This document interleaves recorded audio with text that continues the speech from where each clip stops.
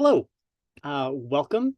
Thank you for joining us. You're in for a real treat. We're going to have a inspiring conversation about artwork with some very talented artists who are currently on display in the exhibition Transcendence at the Meek Art Center. We have Rosemary Burd and Kelvin Lit.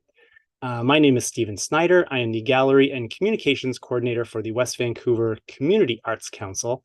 And we are thrilled to partner with the Meek to present artwork in the lobbies of their fantastic Performing Arts Center, which is in West Vancouver, which is on the unceded and traditional territories of the Coast Salish peoples, the Squamish Nation and the Tsleil-Waututh Nation. And we're incredibly grateful to our host nations for their stewardship of these lands since time immemorial, and excited and honored to be able to engage in arts and culture activities with and alongside our host nations and everyone else in our community. So we're going to get to meet our artists in just a few moments. First, if you have any questions or comments for them, you can leave those in the chat and we will get to that throughout this conversation for those of you joining us live. So Transcendence, which is at the Meek, is on until December the 3rd. So you have a bit more time to make sure you go and check out this beautiful exhibition in which artists Rosemary Burd and Kelvin Lit present unique interpretations of nature that transcend representative depictions, instead offering unique interpretations on forests, shorelines, landscapes that reflect emotional and intellectual explorations on their subject and media. And we're going to hear a bit more about the themes and inspirations and techniques that these artists use to create these fantastic pieces, which you can see a bit of a sample behind me and behind Rosemary. So let's meet our fantastic artists. First up, Rosemary, could you please introduce yourself? Sure. Thank you, Stephen. My name is Rosemary Burd, and I'm an artist practicing in Vancouver, BC. My art practice is relatively new. I had been taking my shaky iPhone photographs for over a decade, but it was only during the pandemic that I started to think about doing something more with them. And really what started for me was I started with stitching. I started doing a Japanese style of embroidery called sashiko, which is very geometric using running stitch, really simple stitching. And from that, I started doing my own little things. I call those my portals, which are layers and layers of fabric that I stitch through. So I had been developing this practice of stitching, almost as a form of meditation. And then one day I saw a call for artists to submit photographs that had been altered by hand. And I thought, wait a minute, what if I stitched on one of my photographs? So that for me was the beginning. And my first photograph that I stitched was 3 inches by 3 inches with this gorgeous silk embroidery thread that is really lustrous. And I've slowly sort of expanded and grown from there. So the pieces you can see behind Stephen, the biggest one there is 3 feet by 4 feet. And it took me about more than 6 weeks to finish. So that's really sort of where I started with the whole idea of being able to stitch things. But the photographs themselves, I find really interesting. I used to call them my crazy iPhone photos until I found out that there was a whole tradition of photography called intentional camera movement. And intentional camera movement is just that you are actually moving your camera to make your photos. So that's really what I do. I hold my camera. I usually have something on the back so I'm not dropping it all the time. And I am shaking it wildly while I take my photos. I then am probably the only photographer that looks through all their photos and throws out the ones that are in focus. because really what I'm looking for photos that have streaks of light and color. And depending on how I've moved the camera, sometimes it's curly. Well, I can't use those. I'm always looking for ones that have fairly straight streaks that then make it something that's possible to stitch. But even before I started stitching them, there was something about those streaks of light and color that just really, really appealed to me. And I was thinking about that this summer. I was up on Denman Island where I take a lot of my photographs. And here was the light filtering down through the trees. And it was like, what is it about this? I'm taking my photographs and everything is sort of shaking and moving. And I realized afterwards, it's like Denman Island is a place my mom started going to when she was a child. And she talked about going there for the very first time, stepping out of the car, twirling around because she didn't know where to look first. It was so beautiful. And I think that to me are my photographs. I think it's like trying to catch that movement, that joy, that sort of awe or almost surprise of being in the midst of it. That's probably a long way of going about telling you where I am and where I come from. Oh, that was wonderful. Thank you so much for sharing, Rosemary. That was great, and definitely that motion is something that you definitely capture, and it's something I think that Kelvin also has a great grasp on. So, Kelvin, could you please introduce yourself and tell us a little bit about you as an artist? Hi, I'm Kelvin Lit, and thank you, Steve, and thank you to West Vancouver Arts Council for giving opportunities for artists to exhibit. These opportunities are actually hard to come by, and having a space like Meek where there's lots of space, actually, lots of walls, is actually a really unique opportunity. So I truly appreciate that. I am first and foremost an architect. That's my day job, and my night job is as an artist. Well, I mean, I'm pretty much struggling to produce art on the side, and what I'm concerned about mainly is, first of all, I'm taken aback by the awe and sort of the majesty of the landscape around Vancouver. And as an architect, I'm also very concerned about the kind of public spaces that we have, kind of community spaces that we have. And a lot of that is sort of shrinking, right? And so, with the kind of wildfire that we had this summer, and landscape to me, has become more and more important in how I think, even in architecture. It's also a way for me to, painting is a way for me to mediate, my past, coming to Canada from a different country. And so a lot of my paintings, first of all, they are acrylic or paintings. They are like on large canvases, about the same size as Rosemary's, but they're about 36 by 48. And they're about explorations of the landscape around Vancouver. Some of them have been, taken from Vancouver Island, or some of the, parks around here, like Lighthouse Park.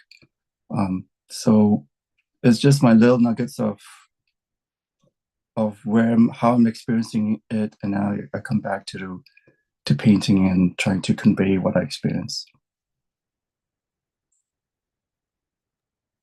Awesome. Thank you, Kelvin, for sharing, and definitely that kind of essence of what you're experiencing is on full display. I think your paintings are a nice peek inside what's happening internally, because they're so expressive. So speaking of the artwork, let's have a look at it. We're going to take a very quick tour of the show so you can get a bit of a taste for it. Get you to come on in and see it before it closes.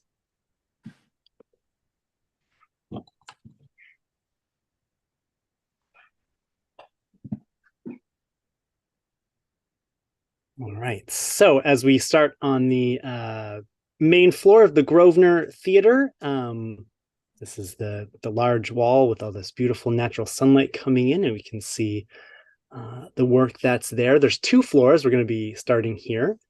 When we come in, we have a piece of rosemary, so you can kind of see that intentional photography and sort of those blurry shots and the stitching happening. And mind you, this is not the highest quality of video. You really have to come and see both Rosemary and Kelvin's work in person. There's such a feast for the eyes.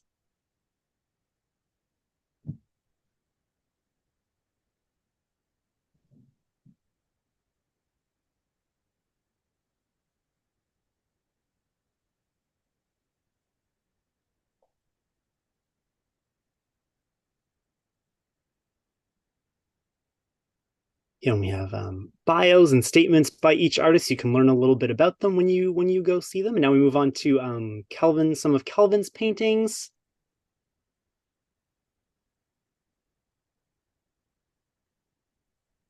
Which again, so much movement and little details and shapes and colors in them.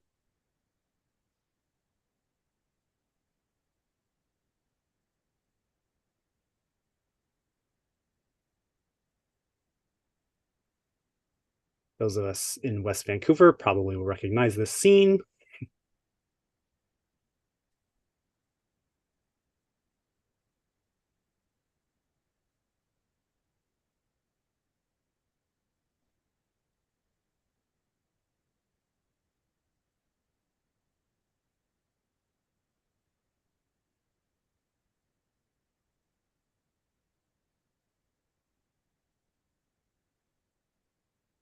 And then we're gonna take a tour on down to the second theater, to the McEwen Theater, and in the lobby there we have more artwork.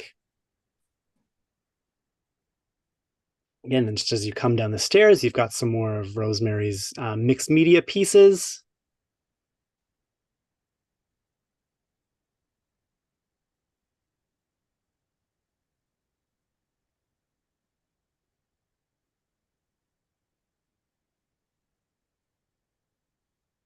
Which when we were installing the exhibit, some of the staff were they're always curious to come and see what's going up on the walls of their theater.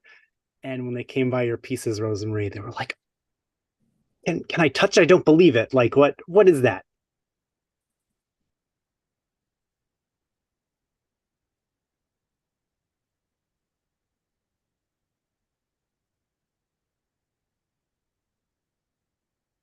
I do have to say, for them being, these blurry, photos that are not technically perfect, the sense of light in them is pretty astonishing and quite clear and evocative.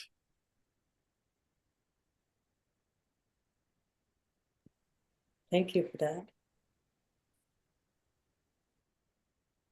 Can't imagine you going through all of them and finding, the ones that look too good or the ones that are too hectic, and just finding the right piece. That must take quite a while.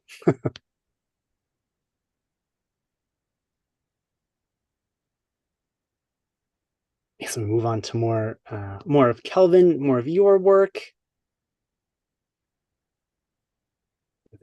They're pieces you feel you can just kind of walk right into.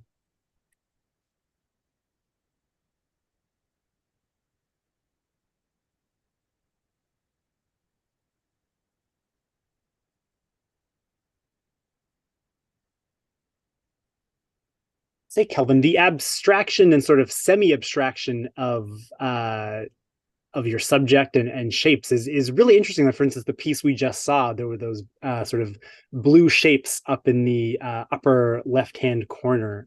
Those are pretty fascinating. I had questions about those. Like, what do they mean? What are they?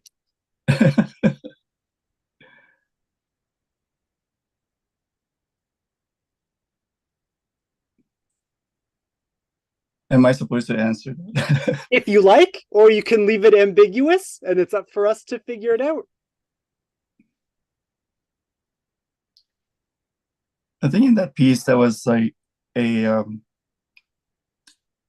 very it's a there in fact there's a bowl in front of the whole landscape, right? And it's sort of Mhm. imagining yourself um in a house overlooking this amazing view that's been abstracted, and also looking beyond um the Salish Sea. And so wondering, it's sort of a reference to going across, like having a very long view and going across and seeing that's like a different country back there. And I come from Southeast Asia, so there's the title piece is called Longing. Um, and so there's a kind of a longing that is apparent in the painting.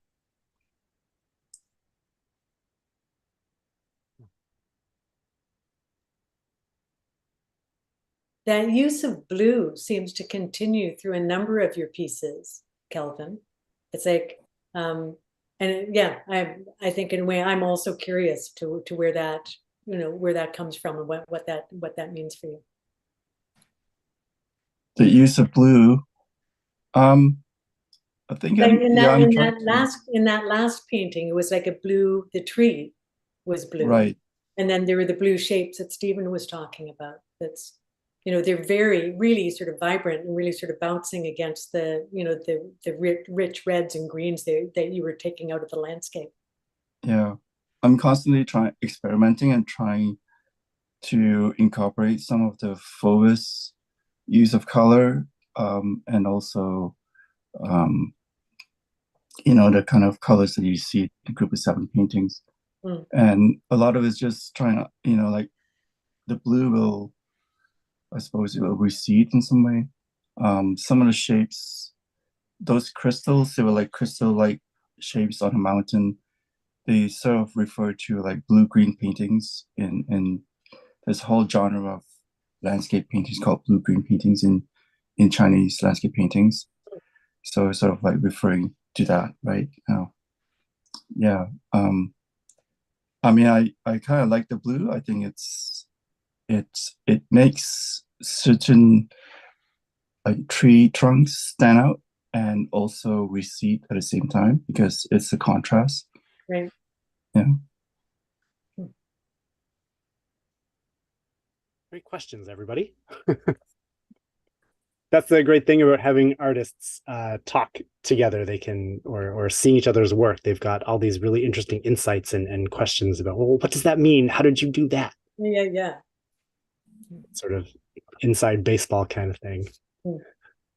So now each artist has selected one of the pieces that is on display in the exhibit. They're going to talk a bit more about it to give you a bit more of an idea of what went into this body of work that's on display. So first, we'll start with Rosemary. We'll pull up this fantastic piece of yours. Mm-hmm. Awesome. Please tell us about this piece. Sure. So this piece called 9:22 a.m. 1.2. And it's 9:22. I name each of my pieces for the time that I take the photograph, and it just becomes that record. They each end up with a number because I might take 40 photographs within that 1 minute period. And then as I'm going through them and picking out the ones that I want, sometimes I have up to 24 that I think are stitchable. So I number them all. This one is 1.2 because it's the second iteration. I first wanted to figure out whether it was something that what it might look like when it was stitched. So my original was a smaller piece, sort of a study that was maybe 7 inches by 12 inches. And then I took it from there and then scaled way up. So the small piece I was doing was with single threads. So with these threads that I use, the thing that's interesting with them is that they come as each strand each piece is seven individual strands of thread. So when I'm stitching some of the smaller pieces, or some of the ones that have the very small streaks, I'm using just a single strand of embroidery thread for that. Right there. And yet when I'm doing the big ones, like this one, I really had to scale up. So now sometimes I was actually using the full 7 strands as I was stitching.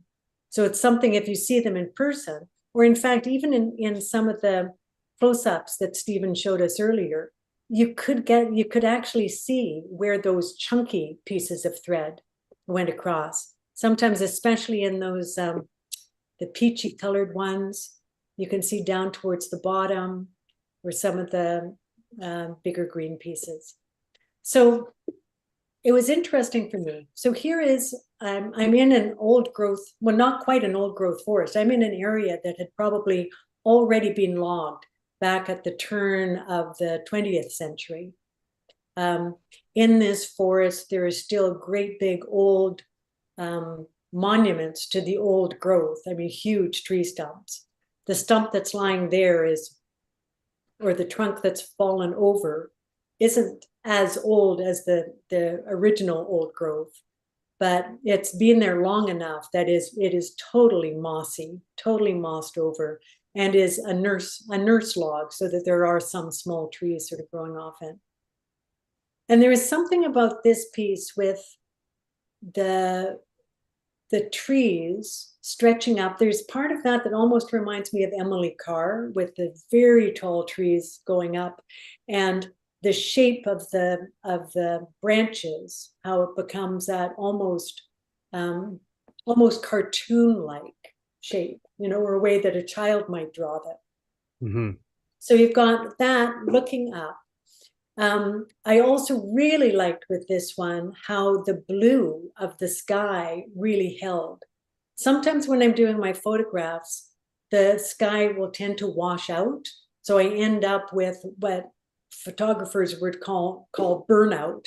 And you can see that up in the upper right corner, where there's no color at all. You're really just seeing the paper itself. For a traditional photographer, that's probably a big no-no. You don't want burnout. It's something to avoid.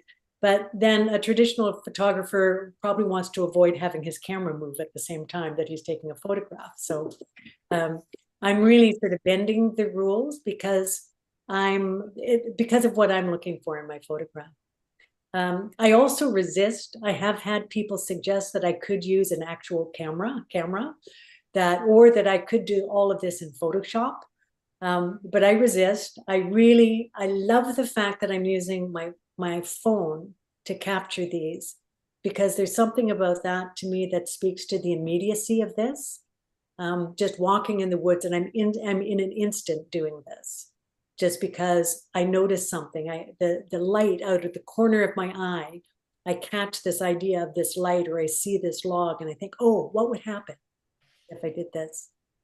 So that one with the really tall verticals, the beautiful blue that's happening, a lot of movement from the camera, so it's almost quite a swirly effect from that. And then down below at ground level, that really dense, rich green. That was it was really fun to try to capture that with stitching. And there is something about the richness of that, and hopefully trying to get some of the texture of it too. So you get the richness of the moss, almost the velvety feel of it, sort of contrast against the trees. So it was a real experiment for me. But honestly, when Stephen offered me a show at the Meek, and I saw those walls, I thought, I have to go bigger. My biggest pieces to that point had been 18 by 18 inches. And I thought, okay, this is a challenge. I have wall space that I can fill. Let's see how big I can take this. So that was me really scaling up to this size. I'm really happy with how it turned out. We'll see whether I continue on in this big size, or whether I go off in a different direction with it. Oh, that's wonderful. Thank you for sharing. There's something interesting when you're talking about your work, about the phone, and how it's Hmm. so immediate, right? And that's what you're doing. You're capturing this very specific, fleeting moment. But then the other half of your process is very time consuming, Absolutely. right? Like all that stitching, I guess first you have to figure out where it's going to go, color matching, and then the actual work of it. So that's a really interesting contrast. Yeah. Yeah. And I really love that. I love the fact that um, that this thing I've captured in an instant is then I feel like I'm amplifying it with by stitching it over time. And the time that I'm putting into it, which does feel quite contemplative or meditative, it's quite rhythmic, it's quite repetitive. And there's something about that that just that feels really special. There's something else that I wanted to say about that. Oh, the whole notion of photography. Oftentimes, for photographs, we think a photograph has done its job when it captures a good likeness of something, where we're trying to get, where the photograph, what it's able to do is capture something perfectly. And I think that's really what I'm resisting. I'm resisting. And I think the thing about that is that it's capturing something and it's taking it and it's making it still. I mean, we talk about it as still photography. So you've captured this thing and it's almost, it's lost its movement. It's lost its life. It's lost its animation. And so that to me, again, is this whole thing of using my phone and moving it, that I'm really trying to capture the animation of that moment, just to try to really try to go deeper, I think go deeper into it. And then again, that's what I'm doing when I'm embroidering it. I'm actually going deeper still. Fascinating. Hmm. Awesome. Thank you so much for sharing, Rosemary. You're welcome. Now, Kelvin, we have a wonderful painting of yours. We're just going to pull up in just a second. Excellent. Could you please tell us about this fantastic piece? Yeah, so absolutely. It's a piece that I did when I, after going camping at Euclid, Tofino Euclid area and exploring the area. I wanted to capture part of the landscape, and just exploring the area and how there's so many views there out to the sea, actually the Salish Sea, and um, you know, to me, there is a a link to from what I'm doing to the very real concerns about um, preserving what was left of our old growth forest, which is like 1%. As an architect, I there's this movement of using mass timber in buildings, and but how is that sustainable? Like how are we going to move forward sustainably, and yet preserve these amazing tracts of wilderness? Um, so that's a question was very much at my forefront in my mind as to trying to capture the beauty and the majesty of what we're seeing in front of us. And well, I know actually, this is sort of like a view right above the mountain range or the outcropping. Um and I like doing that. I like to sort of imagine myself right at the very top, and actually when you're sitting and you're gazing out into the landscape, you know I've always wondered what it feels like to be right at the treetops where where the trees are moving in the wind, and you've got these leaves and then you've got these branches, and they're like sort of going out towards the light, right? Yeah, the canopy is stretching out towards the heavens, right? And you have this bird's eye view.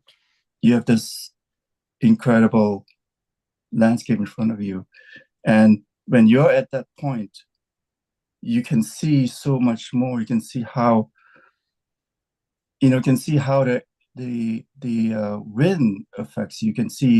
You can see so much further out into the horizon. There's a passage of time, the passage of storms, gales, dusk, dawn, and all that is just coming up into this glorious, view in front of you. Obviously, you have to imagine that, right? And so this piece is very much about that movement of light filtering across. There's also there was something Rosemary mentioned about the moss, the velvety feeling, the softness, sort of like clutching on to the crevices of the mountain, right? And these like sort of like very bonsai-like trees coming out peeking beyond the undergrowth. Um, yeah, so I'm exploring all these ideas in tandem with the history of landscape painting, which is like in Canada, like Group of Seven, Emily Carr, um, and most of the paintings they did was around Lake Algonquin, right? And the the only person is Emily Carr who made out west, and she made incredible paintings. But so I wanted to describe what in a style that was similar but moving forward, taking the history of impressionism and flecks of light to move that forward so that you can sort of experience, this the ancestry or the wilderness of what it was, before there was any kind of like development. And I think that's something that is worth preserving, right? So that's what this piece is about. Oh, wonderful. Thank you so much for sharing. Yeah, and that idea of just trying to capture everything, right? All of the elements, the light, the wind, the water, the moss, the trees, the grass, everything that you can see in front of you that's been there for millions of years. And you're kind of doing that in an interesting way because you have so many different kinds of brushstrokes and so many different kinds of shapes and colors that you're choosing to represent each sort of thing, right? And as you're talking about even the history not only of the land but of painting, right? You've got this real interesting mix of uh, textures, shapes, colors, tones, levels of realism going on in your work. Is that conscious or is that just kind of Yeah, come? it's a lot of it's like trying to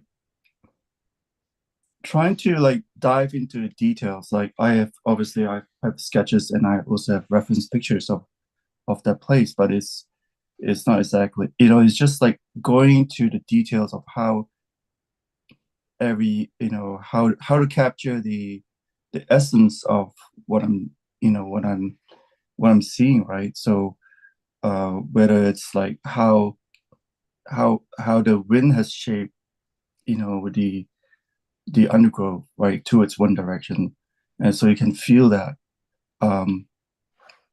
Just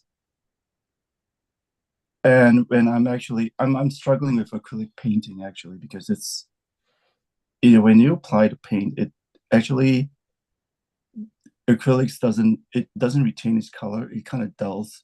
Then I got to reapply it. So there's a lot of like reapplication of glazes and just thinking about how I'm going to, you know, um, bring out the life in this painting.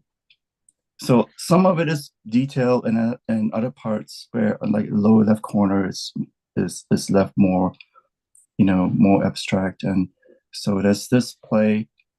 I'm always trying to like abstract out the essence of what I'm seeing. Yeah, I'm sure that I can even make it more abstract. So yeah.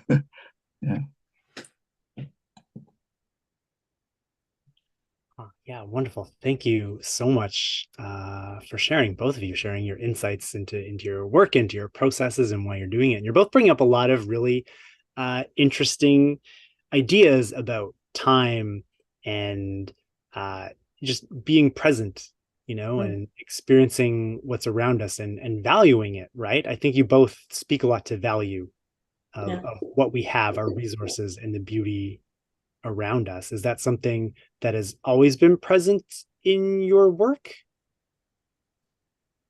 Well, it's funny. The title that you came up with for the show, Transcendence, I think really, really captures something in both of our work. I was reading a book by Datcher Keltner, who is from the um, Greater Good at Berkeley University. He wrote a book called Awe, the transformative power of everyday wonder. And one of his quotes is his definition of awe. Awe is the feeling of being in the presence of something vast that transcends your current understanding of the world. And I thought about that, and it's like that's absolutely. It's like we're both Kelvin and I are looking at a landscape, and we understand what that landscape is, and we can name all sorts of different parts of it.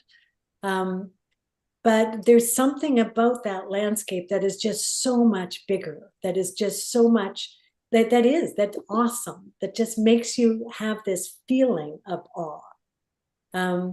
And in his book, Keltner is talking about how important that is, and how experiencing everyday awe is something that just contributes to your general happiness and your well-being. And I think of that, it's like everyday awe. I mean, Kelvin, that painting you were just describing is the one that's taking out at Ucluelet.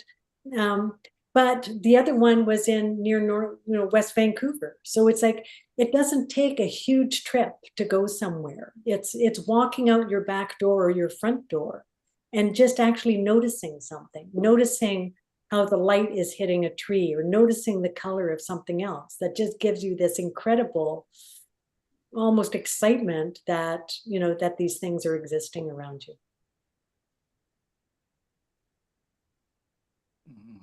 Yeah. Well said, Rosemary. I'm not sure if I can add more to it. I mean, I think that's Steve, you chose the title really well. And I think that I was just thinking about that word transcendence.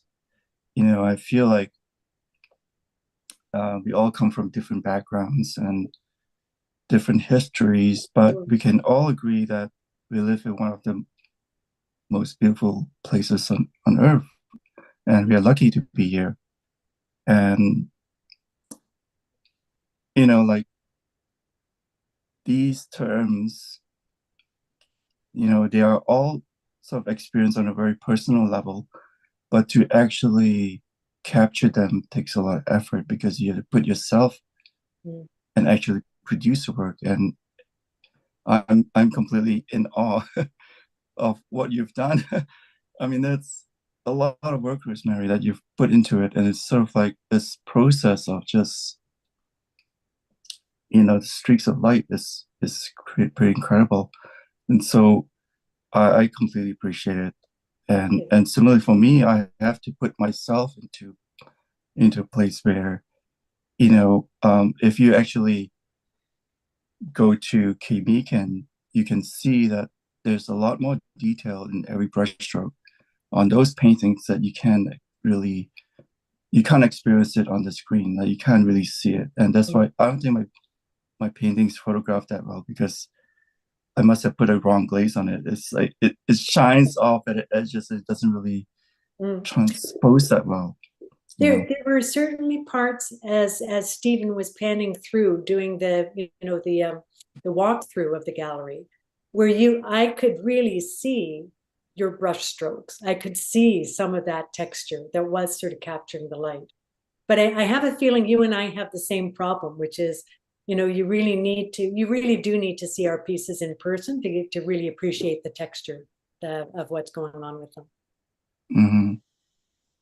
And I think that's the texture is really what's beautiful, right? Is like putting your mark on something and thinking about it at the same time. And so, when I talked about that gaze, like 300 feet up in the sky and looking down, there's also the internal gaze, which Rosemary alluded to earlier, which is sort of like this meditative gaze that you can actually, that's actually very important to have, right?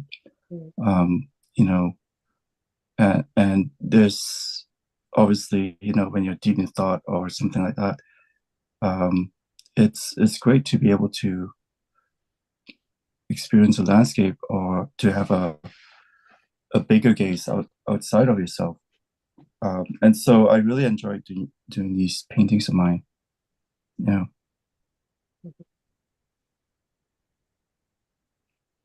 Well, thank you both so much for sharing. I love how art can, as we've said, sort of transcend, right? Like the idea that we're just talking about trees or water or the sky, things that you can just look outside your window, but we've been able to discuss all kinds of things, right? Like the encroachment on our environment, eating up of resources, sustainability, sort of a peace within yourself, self-reflection, and just taking the time to cherish, what's around you, in all the different ways. Art has that ability to talk to us on so many levels, even if we think we're just looking at a tree, we're looking at and experiencing so much more. Yeah. So thank you both for doing that, for giving us those conversations. Trees are really important. They are the cornerstone of our well-being. Yeah. There was a study out there that a famous planner was saying that it should be a formula for 330-300. That is like within every house or school, you should have a view of at least three very large trees. And 30 was about the amount of canopy that you should be expecting. Yes. So they're really important to us, and we should treasure them. Yeah. Absolutely. I think you are both clearly doing that in your artwork. Thank you. So as I said, you can go and see Transcendence featuring Rosemary Burd and Kelvin Lit at the Meek Arts Center in West Vancouver until December the 3rd. You can visit during the day or during a show when there's an event happening. So please, as we've discussed, you have to go see these works in person. There is so much detail. There's so much interest. It's really a feast for your eyes and for your soul. And if you want to know more about these fantastic artists, there are links to their websites and socials in the description of this video. Do either of you have any upcoming exhibits or events you want to plug? Well, I do. I'm part of the East Van Culture Crawl, which opens next week. It's on Thursday and Friday night, and then all day Saturday and Sunday. I'm at 1000 Parker Street. We have I think almost 150 artists at Parker taking part. And I think there were about 450 artists in total spread across the East Side Arts District. So lots of good things to see. But I'd love to see people there, and I'll give you a closer look at some of the work that I'm working on. And I also have another artist talk coming up this week on Wednesday night through the East Side Culture Crawl. I'll be in conversation with two other fiber artists, and that's on Wednesday night, and you can find that through the Culture Crawl website. Nice. Mm. Anything you'd like to share, Kelvin? No, nothing for now, but I gotta keep working on more pieces. Yes. Mhm. Yeah, Lovely. that's it. Awesome. Well, thank you everyone who is watching this live, and thank you everyone who's going to watch this in the future. And a big thank you from the Arts Council and the artists out to the Meek for providing us with such a fantastic space. And Absolutely. again, thank you so much, Rosemary Burd and Kelvin Lit, for sharing your beautiful and inspiring artwork with us and for sharing this fantastic conversation. We truly appreciate it. Great. Thank you so much, Stephen. As Kelvin said at the beginning, we really appreciate the opportunity to show our work. Thank you, Stephen. Thank you so much. Yeah, it works so well together. It was Well, even as I'm amazing. looking again over your shoulders, Stephen, just like the colors of our pieces, just work really well together. Yeah. Yeah, I'm so glad to be showing it to you, Rosemary. I think that's great. No, real pleasure. Yeah. Amazing. Yeah. Awesome. Thank you so much for this fantastic conversation. And take care. And we'll be back in a few weeks with another artist talk. Until Great. then, stay creative. Thanks, Stephen. Bye. Thanks. Thank you. Bye.